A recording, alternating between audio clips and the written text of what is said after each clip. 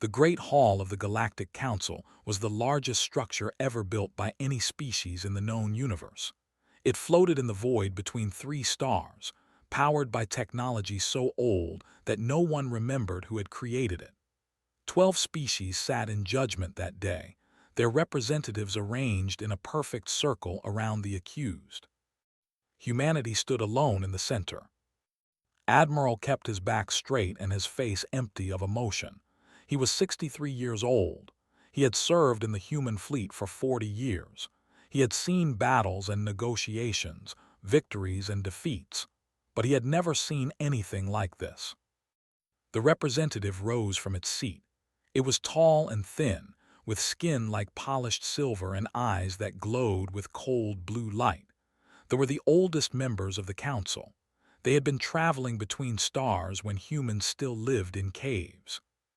The charges against the species known as humanity are as follows, they said. Its voice echoed through the vast chamber. Unauthorized colonization of 17 restricted worlds, theft and reverse engineering of protected technology, violation of population growth agreements, aggressive expansion into territories claimed by council members, refusal to comply with inspection protocols. Listened, each charge was true. He knew this because he had helped commit most of them. Director stepped forward. She was Earth's chief diplomat, a woman who had spent her entire life trying to build bridges between humanity and the older species. Her hair was now, and her hands shook slightly, but her voice was steady. Honored representatives, she said, we acknowledge that mistakes have been made, but we ask the Council to consider the circumstances. Humanity is a young species. We have existed for only a fraction of the time that most of you have walked among the stars. We are still learning. The representative made a sound that might have been laughter. It was a massive creature covered in thick plates of natural armor. Learning? You have been learning for 300 years. In that time you have spread across 40 systems. You breed like insects. You consume resources like fire consumes wood. You are not learning. You are conquering. We are surviving, replied. Our home world could not support our population. We had no choice but to expand. You had choices, they said. You could have controlled your breeding. You could have accepted the population limits we offered. You could have remained within the boundaries we established. Instead, you chose to ignore every rule, every treaty, every agreement. General Park Wu stood beside, his jaw tight with anger. He was a younger man, still in his 40s, with the hard eyes of someone who had seen too much death. He wanted to speak. He wanted to tell these aliens what he thought of their rules and their treaties and their agreements, but placed a hand on his arm and shook his head slightly. This was not a trial. It was a performance. The verdict had been decided long before they arrived. The representatives spoke for 3 more hours. They listed every violation, every complaint, every grievance that any species had ever raised against humanity. Some of the accusations were fair. Many were not. It did not matter. When the vote came, it was unanimous. The Galactic Council finds the species known as humanity guilty of all charges, they announced. The sentence is banishment. All human colonies in Council space will be dismantled. The human fleet will be reduced to 100 vessels. The human population will be relocated to the outer rim, beyond the boundaries of civilized space. Any human found within Council territory after the relocation period will be terminated. His face went white. The outer rim, that region is uninhabitable. There are no stable planets, no resources, no. That is the sentence, they interrupted. The Council has spoken. Lieutenant Han watched the proceedings from a viewing gallery high above the chamber floor. She was 25 years old, a tactical engineer assigned to the carrier Sunrise. She had been brought to the Council station as part of the diplomatic support team, though everyone knew there would be no real diplomacy today. She did not cry when the sentence was announced. She did not scream or rage. She simply watched and calculated and remembered. The evacuation began 3 days later. Council soldiers arrived at every human colony with weapons drawn. Families were given 6 hours to gather their belongings. Those who resisted were stunned and dragged to transport ships. Those who tried to hide were hunted down. Stood on the bridge of his flagship, the Eternal Dawn, and watched the destruction of everything humanity had built. On the planet below, cities that had taken decades to construct were being dismantled. Factories, hospitals, schools, homes, all of it torn apart or burned. They are not just exiling us, Park Woo said quietly. They are erasing us. Yes, agreed. They want to make sure we have nothing to return to, nothing to fight for. Do they really think this will break us? Turned to look at his old friend. They think we are like them. They think that without our technology, without our colonies, without our comfortable lives, we will simply give up and die. He allowed himself a small, cold smile. They have no idea what humans are capable of when we have nothing left to lose. The fleet assembled at the edge of Council space. 100 ships where once there had been thousands. 12 billion people crammed into vessels designed to carry a fraction of that number. The conditions were terrible. Food was rationed. Water was recycled. Children slept in corridors and cargo bays. Han found a small viewport on the lower deck of the Sunrise and pressed her face against the cold glass. Behind them, the lights of the Council's territory stretched across the darkness like a river of stars. Ahead of them, there was only emptiness. "We will come back," she whispered to herself.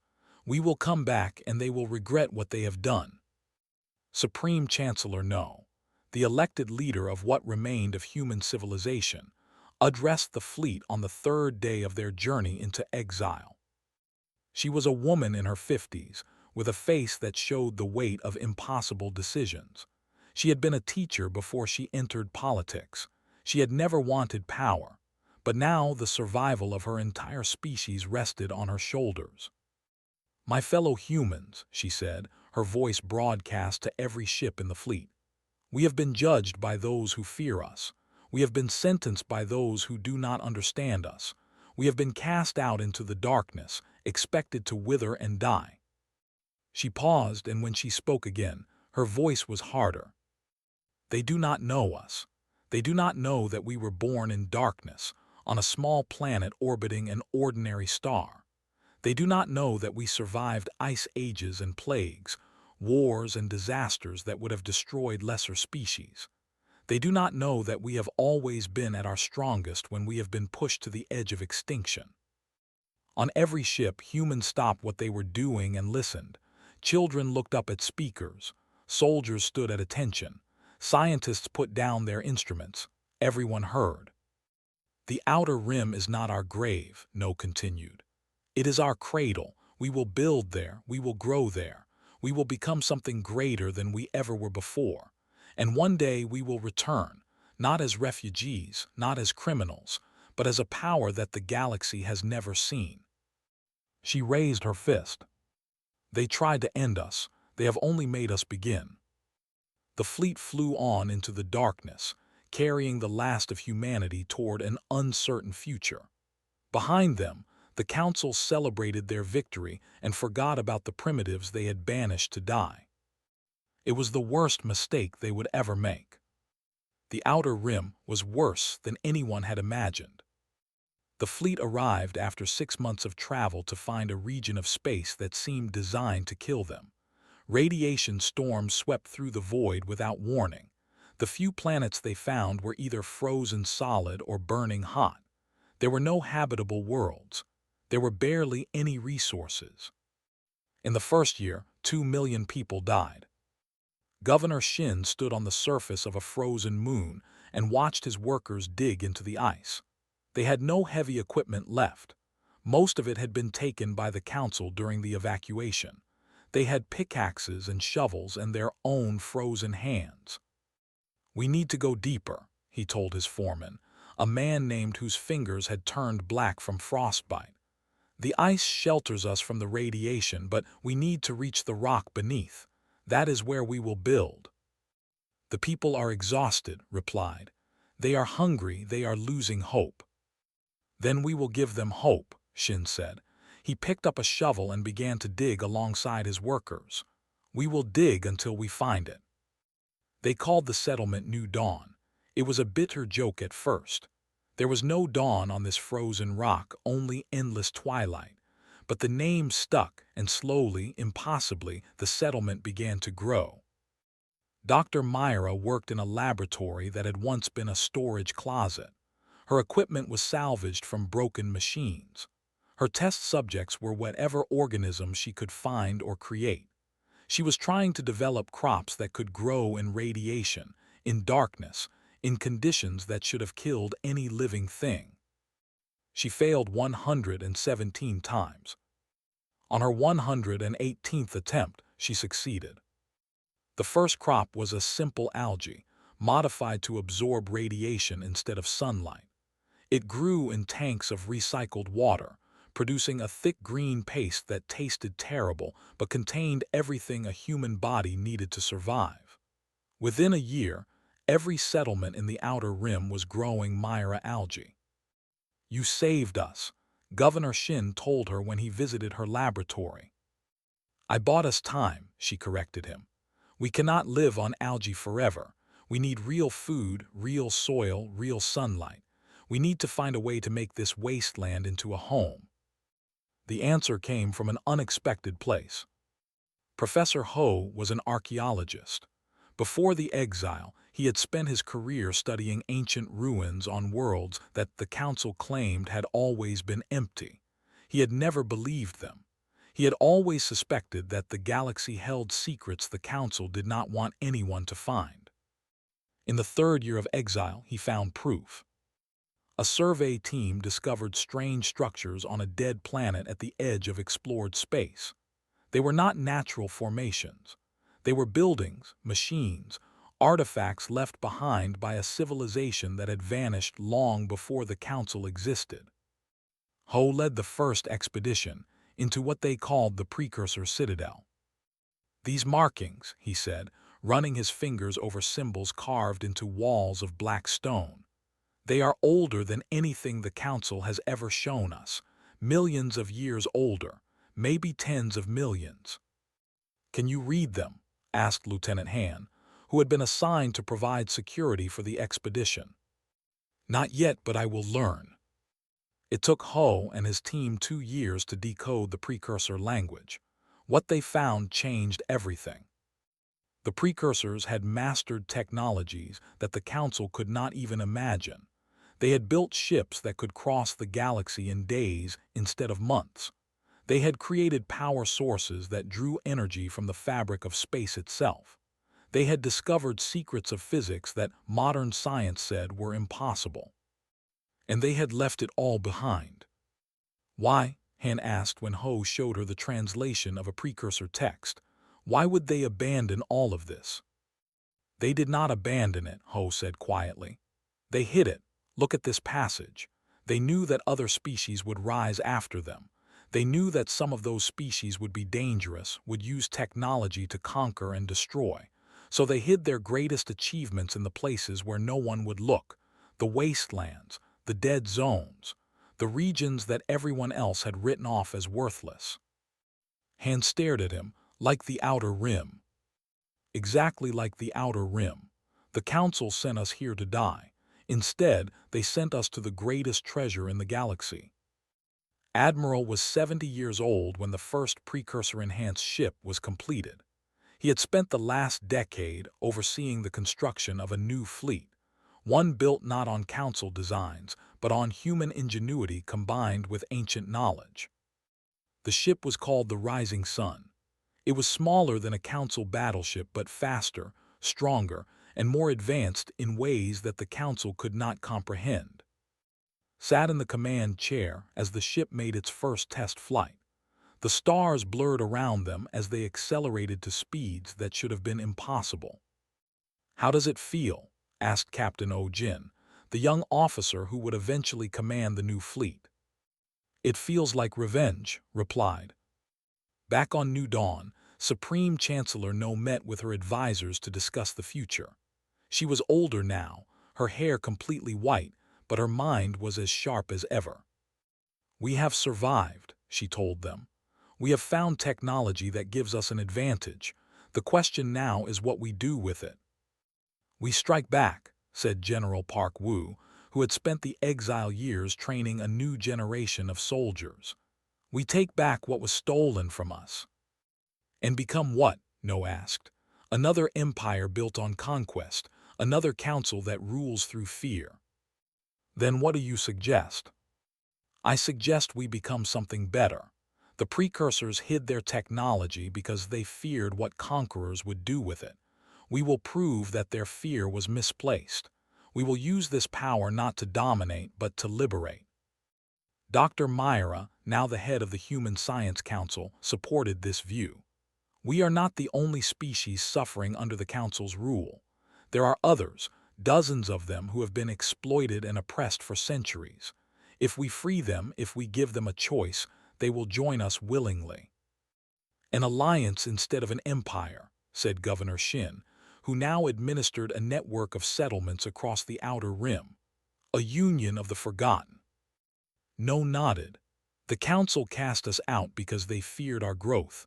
They were right to fear us, but they were wrong about why. We do not grow to conquer, we grow to survive. We grow to protect. We grow because that is what life does." She stood and looked out the window at the frozen landscape of new dawn. Somewhere out there, beyond the dead stars and the radiation storms, the Council sat in their comfortable stations and forgot about the primitives they had banished. "Let them forget," she said softly. "Let them believe we are dead. When they remember us, it will be too late." 50 years after the exile began, the last of the original refugees passed away, died peacefully in his sleep, surrounded by officers who had served under him. Park Woo followed a month later, finally at rest after a lifetime of warfare, lived longest of all, reaching her 100th birthday before her heart finally gave out. They were buried on New Dawn, in a garden that Dr. Myra had spent decades creating. Real trees grew there now, and real flowers bloomed in the light of artificial suns. A new generation stood at their graves and made a promise. Han, now a white-haired admiral herself, spoke the words that would become the foundation of everything that followed. "You taught us to survive," she said to the silent stones. "Now we will teach the galaxy what survival means." The wasteland years were over. The time of rising had begun. 50 years after the exile, the Galactic Council received its annual report on the Outer Rim. The report was 17 pages long and contained nothing of interest. The humans, it said, had established small settlements on several worthless moons. Their population had stabilized at approximately 8 billion. They showed no signs of technological advancement. They posed no threat to Council security. The Council filed the report and moved on to more important matters.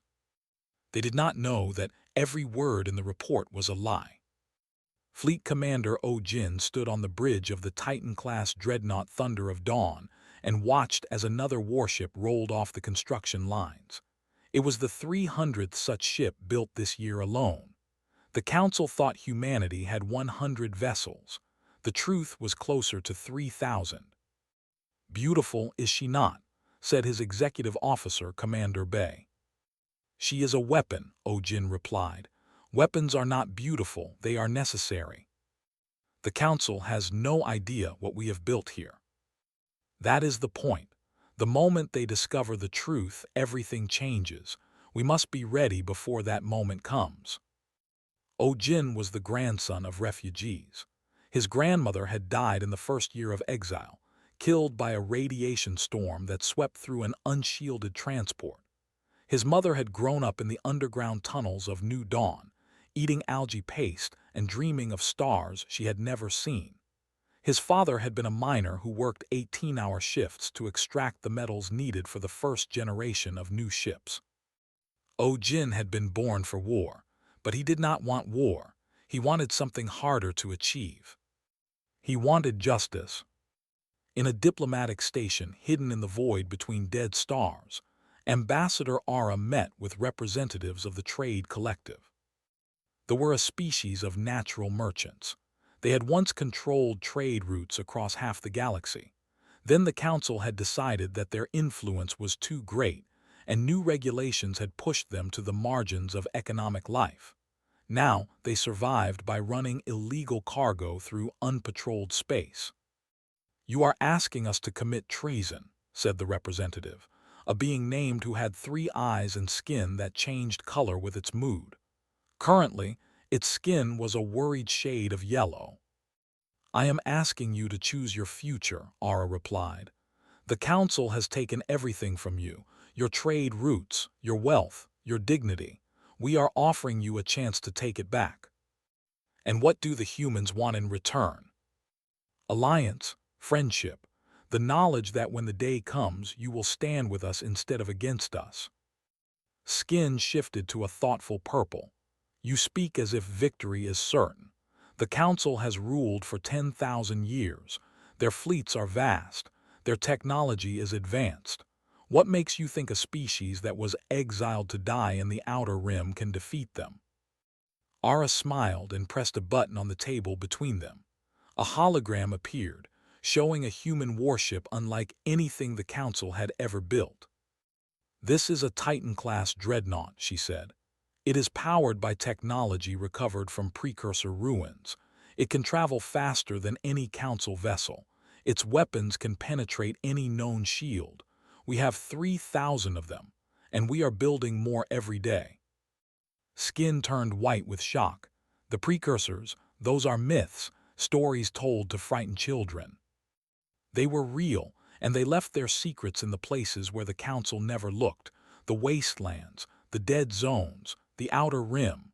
Ara leaned forward. "The Council banished us to a graveyard and expected us to die. Instead, we found a treasure they never knew existed." The negotiations lasted 3 weeks. At the end, they agreed to join what Ara called the Alliance of the Free. They were not the first.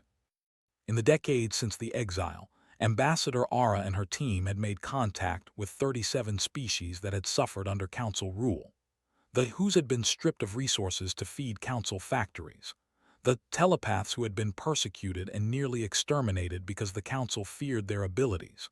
The warriors who had been conquered and forced to serve in Council armies. Dozens of others, each with their own grievances, their own wounds, their own reasons to hate. Ara offered them all the same thing, a future without chains. "The Council rules through fear and division," she told the newly formed Alliance Council. "They keep species weak by keeping them separate. We will be strong by standing together." Supreme Chancellor No, now in her 90s but still the leader of human civilization, addressed the Alliance from her office on New Dawn. "My friends," she said, her voice broadcast to representatives of 37 species across dozens of hidden stations. "I am old. I will not live to see the end of what we have begun. But I want you to know that humanity does not seek to replace the Council. We do not want to rule over you. We want to walk beside you as equals toward a future where no species lives in fear." She paused, and when she continued, her voice was firm. "There will be war. The Council will not surrender their power peacefully, but I promise you this, we will not fight to conquer, we will fight to liberate. Every world we free will be given a choice. Join us or go your own way. That is the foundation of our alliance. That is what makes us different from those who cast us out." The alliance grew in secret. Ships were built in hidden shipyards. Soldiers were trained on remote worlds. Technology was shared freely among all member species. The Council, blind in its arrogance, noticed nothing. Fleet Commander Jin met with his senior officers to review the battle plans. "When the Council discovers us, they will strike hard and fast," he said, pointing to a strategic map of Council space. "They will try to destroy us before we can organize a proper defense. We must be ready to absorb their first blow and respond with overwhelming force." "How long until we are ready?" asked Captain, one of the best tactical minds in the fleet. 2 years, perhaps 3. We need more ships, more soldiers, more supplies. But most importantly, we need more allies. The more species stand with us, the harder it will be for the Council to justify total war. And if they attack before we are ready?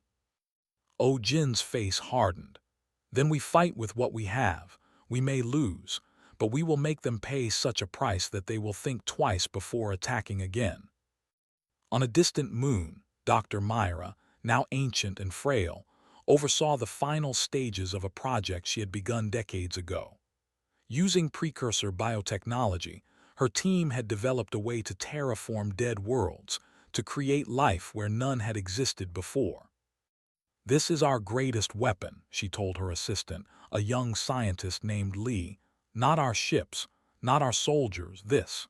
The ability to create instead of destroy, the ability to give instead of take, that is what will win us the galaxy." Lee looked at the data on her screen. The Council has been telling species for thousands of years that resources are scarce, that they must compete for survival. We are about to prove them wrong. "More than that," Myra said, her eyes bright despite her age. "We are about to show them that there is another way, a better way, and once they see it, they will never accept the Council's lies again." The years passed, the Alliance grew stronger, the Council remained blind. And then, one day, a patrol stumbled upon a human colony on the edge of contested space. The secret was out. Ambassador Aura received the news in her office and allowed herself a small smile. "It begins," she said to her staff. "Send word to the fleet, send word to our allies, the time for hiding is over." Across the outer rim, across dozens of worlds and hundreds of stations, the Alliance of the Free prepared for war. They had been exiled as refugees. They had survived as pioneers. They had grown as builders. Now they would return as liberators. And the galaxy would never be the same. The patrol commander was named. He had served in the Council fleet for 200 years, long enough to see empires rise and fall, long enough to believe that nothing in the galaxy could surprise him anymore. He was wrong. His patrol consisted of 12 warships, each one carrying weapons powerful enough to destroy a small moon. They had been sent to investigate an anomaly on the edge of contested space, a region where the outer rim met the borders of Council territory. The anomaly turned out to be a human colony. Was amused at first. The humans had been exiled 70 years ago.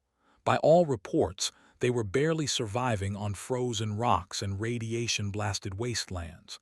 Finding them here, in contested space, was unexpected but not alarming. "Scan the colony," he ordered. "Let us see what these primitives have built." His sensor officer obeyed, and then went very quiet. "Commander," the officer said slowly, "you need to see this." The colony was not a desperate outpost clinging to existence. It was a thriving settlement with a population of 3 million. It had factories, shipyards, and defensive installations that sensors could not fully analyze, and it was protected by 3 frigates. 3 frigates that did not match any design in the Council database. "This is impossible," said. "The humans have no technology, they have no resources, they cannot have built this." "Commander, the frigates are powering weapons." Laughed, 3 frigates against 12 warships. They are committing suicide. Open a channel.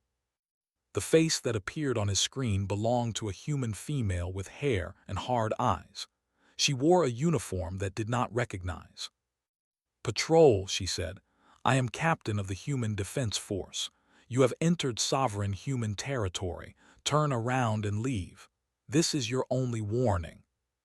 Some amusement faded. There was something in her voice, a confidence that made no sense given the situation. "Human, you are in violation of your exile terms. This space belongs to the Council. Surrender your colony and your ships or we will destroy you." Smiled, it was not a friendly smile. "You have not been paying attention," she said. "The exile ended 50 years ago. We ended it. Now leave or face the consequences." Terminated the channel and gave the order to attack. The battle lasted 11 minutes. watched in horror as his ship's weapons bounced harmlessly off the human shields. He watched as beams of energy he could not identify sliced through his fleet like fire through paper. He watched as his flagship was disabled in seconds, its weapons fused, its engines dead, its crew trapped but alive. When it was over, 9 of his 12 ships were drifting wreckage. The other 3, including his own, were crippled but intact. The human frigates did not have a scratch. His face appeared on his screen again. "You will return to Council space," she said. "You will tell them what happened here, and you will deliver a message." "What message?" managed to ask. "We remember your judgment. We do not recognize your authority. Leave and do not return." Ships limped back to Council space, carrying a story that no one wanted to believe. The Council chamber erupted in chaos. "This is impossible," the representative thundered. "The humans were broken. They were dying. Our reports confirmed this." "Your reports were lies," said the representative, a being made of crystalline structures that hummed with barely contained energy. "Or they were wrong. Either way, we have a crisis." The representative, a senior member of the same species as Commander, rose to speak. "We must respond with overwhelming force, assemble the war fleet, crush this rebellion before it spreads." "Rebellion!" The voice came from nowhere, and suddenly a hologram appeared in the center of the chamber. A human woman, dressed in diplomatic robes, standing calmly among the most powerful beings in the galaxy. It was Ambassador Aura. "I apologize for the intrusion," she said, though her voice held no apology. "But I felt it was important to speak to you directly." The representative sputtered with rage. "How did you? This is impossible. Our security systems." "Your security systems are 2 centuries old," Aura interrupted. "Our technology has moved beyond them. But I am not here to discuss technology. I am here to discuss the future." She gestured, and behind her appeared holograms of representatives from 37 species. The dozens of others, all wearing the insignia of the human empire. "You cast us out because we grew too fast," Aura said. "You were right to fear our growth, but you were wrong to make us your enemy." The council representatives stared in disbelief. Species they had conquered, marginalized, and oppressed for centuries were standing alongside the humans they had banished to die. "This is treason," the representative said. "These species are members of the council. They owe us loyalty." "They owe you nothing," Aura replied. "You took their worlds, you took their resources, you took their freedom. We offered them something you never did, a choice." The representative regained its composure. "You threaten us with 37 minor species and a handful of ships. The Council commands the mightiest fleet in the galaxy. We will crush you." Aura smiled. "You command 8,000 warships. We command 3,000, but our ships are faster, stronger, and equipped with technology you cannot understand. More importantly, we have something you do not." "And what is that?" "Hope." Aura let the word hang in the air. "The species of this galaxy have lived under your rule for 10,000 years. They have accepted it because they believed there was no alternative. Now there is. And once they see what we have built, once they understand that freedom is possible, your empire will crumble from within." She presented the council with a simple choice. Recognize the human empire as a sovereign power. Release all species from indentured agreements. Reform the council's voting structure to give every species an equal voice. Or face the consequences. "You are mad," the representative said. "We will never accept these terms. We will destroy you and everyone who stands with you." Aura nodded slowly. "I expected you would say that, but I wanted to give you the chance. When historians write about what comes next, I wanted them to know that we offered peace and you chose war." Her hologram faded, leaving the council chamber in stunned silence. Across the galaxy, the news spread faster than anyone thought possible. The humans were back. They were powerful. They were offering freedom to anyone willing to take it. On 100 worlds, species that had never dared to question council authority began to whisper. On 1,000 stations, beings who had accepted their place in the hierarchy began to wonder if there might be another way. Fleet Commander O-Jin received word of Ara's appearance in the council chamber and immediately began preparing his fleet for what was coming. "They will attack within days," he told his officers. "They cannot afford to wait. Every moment they delay, more species consider joining us." "Where will they strike first?" asked Captain. "The nebula. It is the gateway between council space and our territory. If they control it, they can contain us. If we control it, we can project power deep into their domain. Then that is where we will meet them." "Yes." O-Jin looked at his officers, men and women whose grandparents had been exiled as criminals and refugees. "We have prepared for this moment our entire lives. The Council thinks they are fighting the humans they banished 70 years ago. They are wrong. We are not those humans anymore. We are something new, something they have never faced before." He activated the fleet-wide communication system. "All ships, this is Fleet Commander O-Jin. The Council has chosen war. We will show them what that means." 3,000 ships powered up their engines and moved into formation. Around them, allied vessels from 37 species joined the line. The Battle of Nebula was about to begin, and the galaxy was about to learn what happened when you tried to bury a species that refused to die. The Council assembled the largest military force in 3 centuries. 800 warships gathered at the edge of the nebula, a swirling cloud of gas and dust that marked the boundary between civilization and exile. Each ship was crewed by veterans. Each carried weapons that had destroyed rebellions and crushed empires. Together, they represented the full might of galactic order. Grand Admiral Tor stood on the bridge of his flagship, the Eternal Judgment, and surveyed his fleet with satisfaction. "The humans have 3,000 ships," said his tactical officer. "But our intelligence suggests that many are small vessels, frigates and corvettes. Our battleships will cut through them like blades through water." "What of their allies?" Tor asked. "Minor species with limited military capability. They are traders, not warriors. They are miners. They have no fleet at all. This alliance is a collection of weaklings pretending to be strong." Tor nodded. "Then let us remind them what strength truly means. Signal the fleet, we advance." On the other side of the nebula, Grand Admiral watched the Council fleet approach. He was 60 years old, the great-nephew of Admiral who had led humanity into exile. He had been born in the Outer Rim, raised on stories of the he had never seen.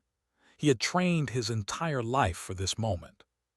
200 ships, his executive officer said quietly, "against 800. "Numbers are not everything," replied. "Our ships are faster, our weapons are stronger, our technology is beyond their understanding." He paused. "And we have something they do not." "What is that, sir?" Looked at his crew, humans and aliens standing side by side, united by a cause greater than any single species. "We know what we are fighting for. They are fighting to maintain an empire. We are fighting for freedom. That difference will decide this battle." He opened a channel to the fleet. "All ships, this is Grand Admiral. The Council has sent 800 vessels to destroy us. They believe that numbers will win this war. They believe that their technology is superior. They believe that we are the same desperate refugees they banished 70 years ago." He allowed himself a cold smile. "They are about to learn how wrong they are. Form line of battle, prepare for engagement." The 2 fleets met at the heart of the nebula. The battle began with a barrage from the Council fleet, hundreds of weapons firing simultaneously at the human formation. The attack should have destroyed dozens of ships. Instead, the energy splashed harmlessly against shields that glowed with an unfamiliar blue light. "Precursor shield technology," Grand Admiral Tor muttered, watching his display. "They actually found it. They actually made it work." "Sir, the human fleet is accelerating," his tactical officer reported. "They are moving faster than our sensors can track." "That is impossible. Our ships are the fastest in the galaxy." "Not anymore." The human fleet hit the Council formation like a hammer hitting glass. Ships that had never known defeat suddenly found themselves outmaneuvered and overwhelmed. Human frigates danced between Council battleships, their weapons slicing through armor that had been designed to resist anything the galaxy could throw at it. Allied vessels from and a dozen other species provided support, jamming communications and disrupting formation lines. Grand Admiral commanded the battle from the Bridge of the Thunder of Dawn, his voice calm as he issued orders that sent ships across the battlefield like pieces on a game board. 7th Wing break left and target their supply ships. 12th Wing support the advance. All Titan-class vessels concentrate fire on their flagship. The battle lasted 6 hours. When it ended, the Council had lost 400 ships. 200 more were crippled and drifting. The rest were fleeing back to Council space, their crews stunned and demoralized. The human empire had lost 17 vessels. Grand Admiral Tor stood alone on the bridge of his damaged flagship, watching the human fleet regroup around the nebula that was supposed to have been his victory. "How," he whispered, "how is this possible?" No one answered. The war that followed was not what anyone expected. The Council had prepared for a traditional conflict, a grinding struggle of attrition that would eventually exhaust the human resources. Instead, the human empire launched a campaign of liberation that spread across the galaxy like fire. General Moon led the ground campaigns. She was a small woman with a quiet voice and eyes that missed nothing. Before the war, she had been a teacher, training the next generation of soldiers in the tactics they would need to survive. Now she commanded the largest army in human history. Her orders were simple: free, do not conquer. On the planet, she led 10,000 soldiers against a Council garrison of 50,000. She did not attack their defensive positions. Instead, she broadcast a message to the local population. "The Council has ruled you for 3,000 years," she said. "In that time they have taken your resources, conscripted your children, and taxed your labor. We offer you a choice. Join us and be free. We will not force you. We will not occupy your world. We ask only that you choose your own future." The population arose against their Council rulers. The garrison surrendered within a week. The pattern repeated across hundreds of worlds. Wherever the Empire advanced, they offered freedom instead of subjugation. Species that had been loyal to the Council discovered that their loyalty had been based on fear, not respect. When given an alternative, most chose liberation. Ambassador Aura worked alongside General Moon, turning military victories into political alliances. "The Council's greatest weakness is not their ships," she explained to a gathering of newly liberated species. "It is their assumption that power must be exercised through control. We believe that true power comes from trust. When you join the Empire, you do not become subjects. You become partners. Your voice matters. Your freedom is guaranteed." "And if we choose not to join?" asked a representative of the whose had just been freed from Council occupation. "Then you go your own way. We will not stop you. We will not punish you. That is our promise." They joined the Empire the next day. Supreme Chancellor No watched the war unfold from her office on New Dawn. She was 98 years old now, too frail to travel, but her mind remained as sharp as ever. "We are winning," her aide reported. "The Council has lost half its territory in 6 months." "We are not winning yet," No replied. "We are dismantling their empire, but the hardest part is still to come." "What do you mean?" "The Council's inner worlds, the species that have benefited most from their rule, they will not surrender easily. They will fight to the last." "Then we will defeat them." No shook her head. "We could burn the Council to ash. Our ships are powerful enough, but ash does not build civilizations. If we destroy them completely, we become no better than they are. We must offer them what they never offered us. What is that? A second chance. The war lasted 3 years. In the end, the Council's inner worlds were never invaded.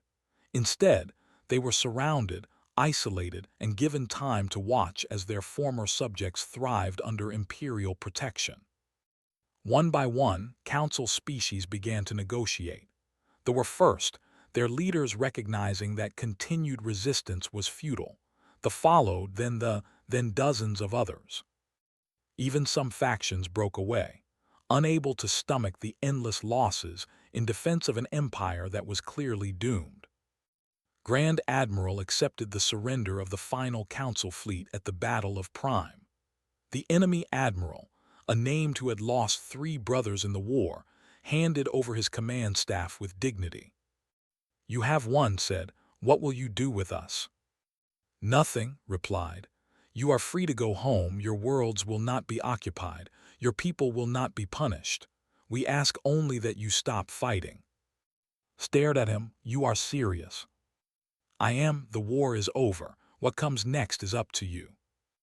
The Galactic Council, which had ruled for 10,000 years, was reduced to a ceremonial body. Its power had evaporated. Its fleets were gone. Its authority existed only on paper. In its place stood the human empire, an empire built not on conquest but on choice. General Moon returned to New Dawn as a hero. She stood before the Senate and received the thanks of a grateful species. But when they offered her honors and titles, she declined. "I did not fight for glory," she said. "I fought for freedom. Now that we have it, I want to go home and teach again." She returned to her classroom the next month, training the next generation not for war, but for peace. The age of the Council was over. The age of the Empire had begun. And across the galaxy, species that had never known freedom looked to the stars and began to hope.